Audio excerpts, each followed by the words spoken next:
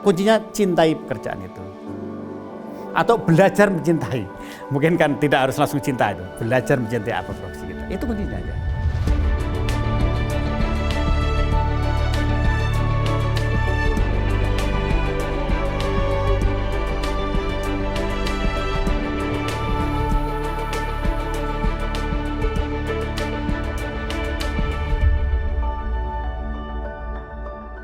Jadi kalau BUMN paling besar jumlah orangnya PTPN.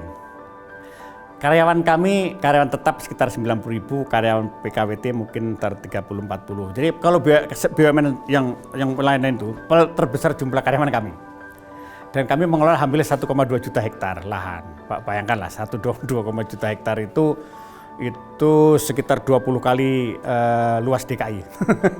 Kemudian latar belakang saya kecil itu saya di daerah perkebunan tebu dulu di Jawa Tengah. Jadi saya memang dari kecil pingin jadi, dulu namanya Sinder. Jadi saya itu masuk perkebunan, masuk PTPN ini dengan passion sebagai orang yang latar belakangnya adalah dari kecil di daerah perkebunan. Itu barangkali yang membedakan orang. Ada orang masuk di satu profesi karena istilahnya apa ya? Ya kebetulan masuk. Kalau saya enggak, saya dari awal. Tentu ketika dulu pertama kali bekerja, target saya hanya jadi administrator aja. Jadi waktu baru masuk kerja itu juga berat karena kan saya kebetulan nggak punya family di perkebunan, tapi dalam perjalanannya saya kebetulan memiliki minat kuriositas yang tinggi. Jadi saya ingat betul. Saya tahun 85 ditempatkan di daerah di bawah Gunung Kerinci itu saya masih ingat tuh menambah pengetahuan. Kalau sekarang pakai medsos kan. Dulu saya tuh langganan kayak Kompas. Lahan Kompas itu datangnya seminggu sekali. Jadi untuk nambah pengetahuan seperti itu, asal saya dulu ada waktu mungkin 4 bulan sekali ke Padang saya beli buku. Jadi saya memang membekali diri saya, karena di perkebunan itu kalau nggak ditambah ilmunya ya nggak ada tambah. Jadi saya asal kemana-mana saya beli buku, sehingga dengan cara itu ilmu saya bertambah. Maka modalitas saya ketika ada kesempatan promosi dan sebagainya, itu semakin di awal-awal kerja saya nggak membayangkan jadi dirut holding seperti ini. Ya kan, karena ini juga panggilan juga ketika itu ya udah karena udah dipanggil ikut asesmen ya ini kesempatan bagi saya. Kesempatan ini juga tidak mungkin diberikan semua orang. Bagi Tuhan memilih saya untuk memimpin perkebunan ini, saya asal dari dalam. Jadi kalau di awal pasti nggak sampai memimpikan itu, ya enggak lah. Begitu kira-kira ya. Tapi hidup kan mengalir kan, hidup mengalir.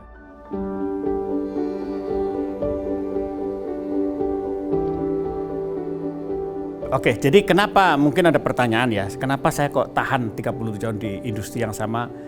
Mungkin agak spesifik, subjektif karena saya berasal dari desa.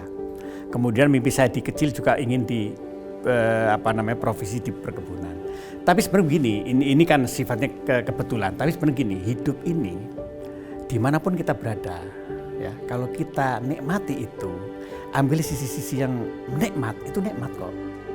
Jadi mencintai dulu profesi kita, dan ketika kita mencintai sesuatu, meskipun untuk orang lain nggak suka atau orang lain nggak cocok, ketika kita mencintai maka apapun yang kita kerjakan senang. Terus di remote area itu kan kadang-kadang banyak hal-hal yang indah hubungan misalkan masyarakat desa yang hidupnya akrab, gotong royong. Saya dulu waktu ini ambil contoh ya, saya di satu tempat yang terpencil itu ketika saya waktu itu kegiatan perusahaan berkurang itu asal sore saya keliling ke kampung-kampung itu. Kampung-kampung saya bikin sekolah, bikin SMP, bikin jembatan, bikin apa. Jadi kita menyibukkan diri tidak selalu dengan uang ya, dengan pikiran kita membantu masyarakat. Itu juga bahagia. Ketika kita orang bahagia, kita ikut bahagia, kan itu kebahagiaan juga. Jadi sebenarnya itu untuk para milenial memang dimanapun, apakah itu di profesi perkebunan, profesi apapun, ketika kita cintai, kita coba mencari. Yang penting cintailah pekerjaan Anda, cari sisi positif yang kira-kira komplain dengan apa yang ada di jiwa kita, maka semuanya akan enak. Karena kalau enggak kita bosan kan. Setiap saat meskipun di kota besar itu, kalau kita melihat dari aspek macetnya kita bosan barangkali kan. Tapi kalau kita menikmati sisi yang lain, mungkin kuncinya cintai pekerjaan itu. Atau belajar mencintai. Mungkin kan tidak harus langsung cinta itu. Belajar mencintai apa profesi kita. Itu kuncinya aja.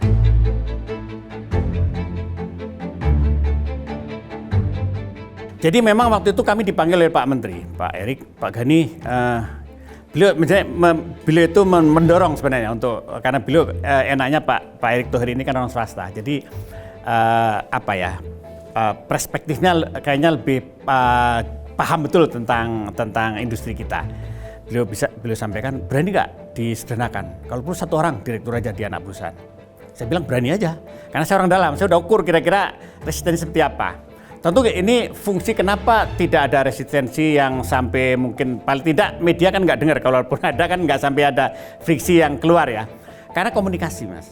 Jadi prinsip bukan di industri manapun, tapi di perkebunan agak spesifik. Jadi perkebunan ini Mas, patronase itu masih jalan. Jadi patronase itu ada patron dan klien kalau kita bicara ilmu sosiologi ya. Itu perkebunan itu masih jalan, di mana pemimpin itu selagi dia memiliki legitimasi, integritas yang bagus itu anak buah melihat kita. Jadi ketika kita memberikan, kita itu bukan hanya saya dan jajaran di bawahnya itu bisa menampilkan, bisa meyakinkan anak buah bahwa apa yang akan kita kerjakan itu akan berdampak kepada mereka. Insya Allah nggak ada resistensi yang luar biasa.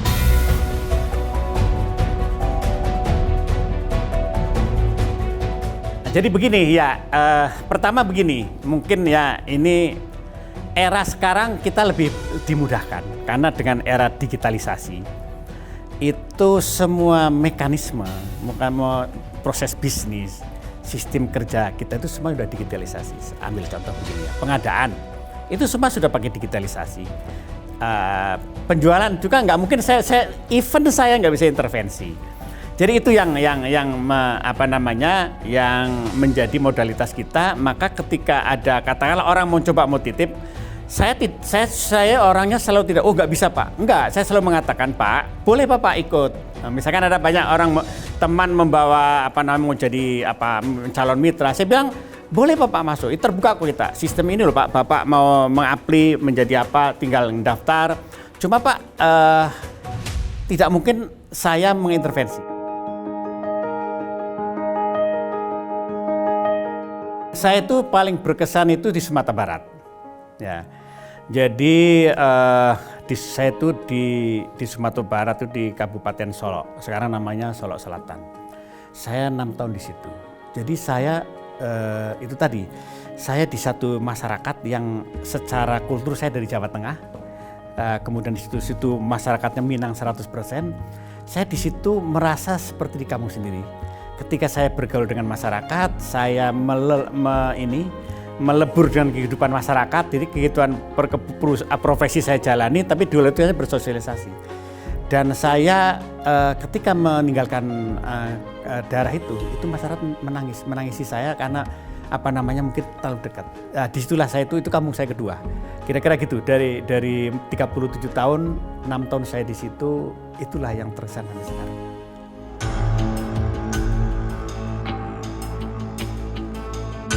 Saya menyebutnya kultur planter. Ya, kultur planter itu saya ingin cerita agak setback ke belakang ya. Dulu Belanda ketika ke Indonesia membangun perkebunan itu dibangun oleh ekspatriat dari Eropa.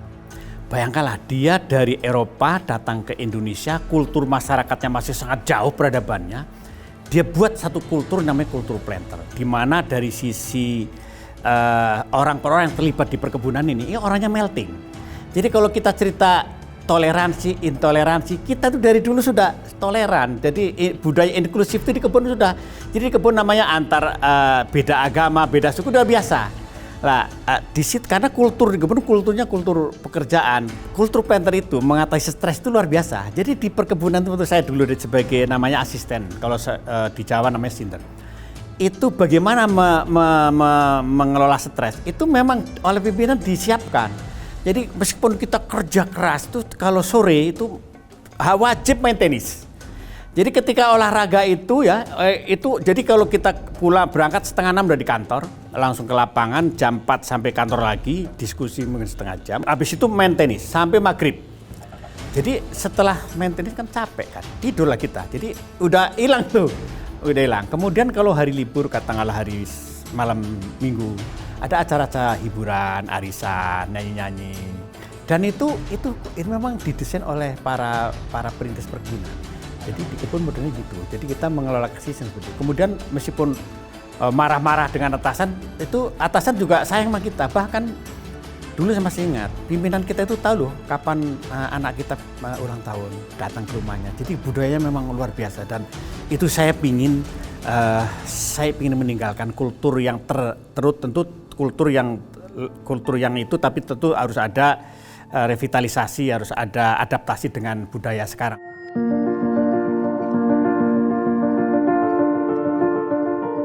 Kalau saya itu cerdas itu bisa dilatih, karakternya susah. Kita lebih bagus mencari orang yang jujur, yang disiplin daripada orang yang pintar. Karena begitu kita melakukan pengawasan, pos audit itu mungkin udah rusak duluan kan itu.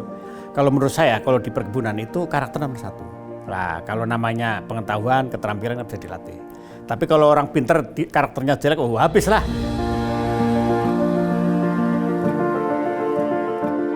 Mungkin ada tiga suku kata. Pertama itu saya itu sabar. Jadi kadang-kadang kalau ketika menyelesaikan masalah, kadang-kadang kita nggak bisa menyelesaikan juga. Tapi kita sabar. Ketika sabar, Tuhan tuh kadang-kadang ngasih solusi dari tempat, dari sudut yang tidak kita perkirakan. Jadi sabar itu penting karena banyak tantangan, banyak hambatan. Kalau nggak sabar kita jadi nggak tahan lah di kebun ini. Yang kedua, syukur. Kebetulan saya berasal dari keluarga yang tidak berada, jadi saya mensyukuri setiap capaian, mensyukuri setiap apa yang bisa kita peroleh, kita selalu membandingkan dengan yang paling di bawah kita. Jadi sabar dan syukur. Dan yang ketiga, saya itu selalu punya passion bermanfaat untuk orang banyak. Jadi ketika saya sekarang menjadi Dirut Holding, mungkin karyawan 125.000 orang, mungkin dengan keluarganya, dengan mitranya hampir 1 juta orang, saya selalu berdoa setiap sholat. Ya Tuhan, barokahilah, berkahilah kepemimpinan saya bermanfaat orang banyak. Dan saya pernah merasakan di satu perusahaan ketika perusahaan itu sakit, sedih juga saya. Bagaimana karyawan yang gara-gara perusahaannya tidak mau membayar gaji, akhirnya anaknya nggak kuliah, kemudian ada mitra yang sampai rumahnya dijual karena tagihannya di PTPN zaman dulu ya. Jadi saya memahami betul bahwa keberadaan kita harus memberikan kemanfaatan kepada banyak orang. Jadi 3 hal itu, jadi syukur, sabar, dan memberi manfaat kepada orang banyak. Itu yang menjadikan saya memiliki keyakinan